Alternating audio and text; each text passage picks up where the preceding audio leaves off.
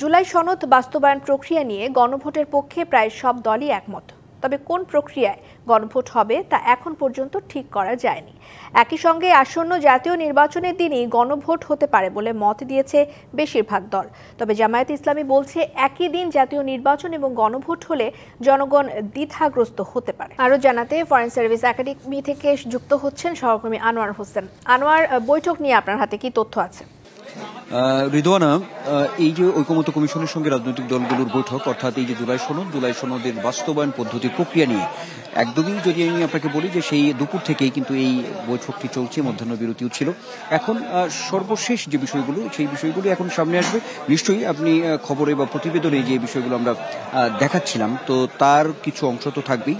মোটা দাগে যদি বলি তাহলে বলতে হবে যে এই যে জুলাই সনদ বাস্তবায়ন নিয়ে যে বিষয়গুলো, বিশেষ করে সাংবিধানিক আদেশ বা সংবিধান আদেশ, যেটি কনস্টিটিউশনাল অর্ডার, এবং সেই সঙ্গে আমরা দেখেছি বিএনপির পক্ষ থেকে যেটা 106 অনুচ্ছেদ অনুযায়ী, অর্থাৎ যে তারা এই সংস্কার বাস্তবায়নে সুপ্রিম কোর্টের মতামত নেওয়ার যে বিষয়টি ছিল, সেই প্রসঙ্গটি কিন্তু আজকে এই আলোচনায় উঠে এসেছে। তো সব মিলিয়ে অল্প কিছুক্ষণ পরে আমরা যতটুকু দেখতে পাচ্ছি, এখানে বিডিবি লাইভ যে এই বৈঠকটি সরাসরি সম্প্রচার করেছে। তো সেই জায়গা থেকেও বলি, আমরা ফরেন সার্ভিস একাডেমিতে আছি, এখানে বাইরে যে একটি টেলিভিশন আছে সেখানে আমরা আসলে দেখছিলাম। তো সেই জায়গা থেকে বৈঠকটি আপাতত শেষ হয়েছে। এখন আমরা ফরেন সার্ভিস একাডেমির এই নিচতলাতে আছি। তো এখানেই আনুষ্ঠানিক সংবাদ সম্মেলনটি হবে অল্প কিছুক্ষণের মধ্যেই। আমি যদি আপনাকে বলি যে এই বৈঠকের যে সহসভাপতি ডক্টর আলী রিয়াজ এখনই কথা বলবে।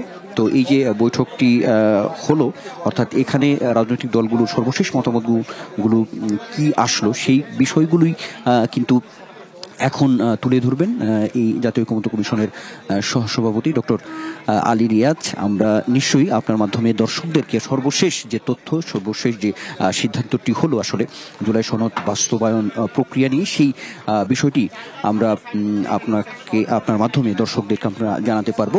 তো আমরা চলে যাচ্ছি সরাসরি, ডক্টর আলী রিয়াজ কথা বলবেন সেখানে। জাতীয় ঐকমত্য কমিশনের সঙ্গে রাজনৈতিক দল এবং জোটগুলোর যে আলোচনা, তার এই তৃতীয় পর্যায়ে আমরা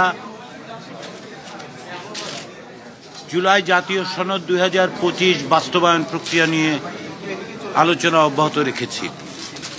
আপনারা জানেন যে 11ই সেপ্টেম্বর, 14ই সেপ্টেম্বর এবং 17ই সেপ্টেম্বর তিনটি সভা হয়েছিল, এবং 17ই সেপ্টেম্বরের পরে আমরা রাজনৈতিক দলগুলোর অনুরোধের প্রেক্ষিতে বলেছিলাম যে তাদের মধ্যে পারস্পরিক আলোচনার জন্য আমরা খানিকটা সময় দিতে চাই, এবং সেই সময়ের পরিপ্রেক্ষিতেই আজকে চতুর্থ সভা অনুষ্ঠিত হয়েছে। জুলাই জাতীয় সনদ বাস্তবায়নের ব্যাপারে রাজনৈতিক দলগুলোর মধ্যে এক ধরনের ঐকমত্য প্রতিষ্ঠিত হয়েছে।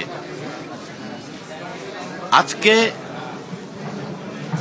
আমি মনে করি, কমিশনের পক্ষ থেকে আমরা মনে করি যে আজকে জুলাই জাতীয় সনদ 2025 বাস্তবায়নের ব্যাপারে একটি উল্লেখযোগ্য অগ্রগতি সাধিত হয়েছে। জুলাই জাতীয় সনদ 2025 বাস্তবায়নের জন্য জনগণের অংশগ্রহণ নিশ্চিত করা, তাদের সম্মতির জন্য একটি গণভোট অনুষ্ঠানের ব্যাপারে সকল রাজনৈতিক দলই একমত হয়েছেন।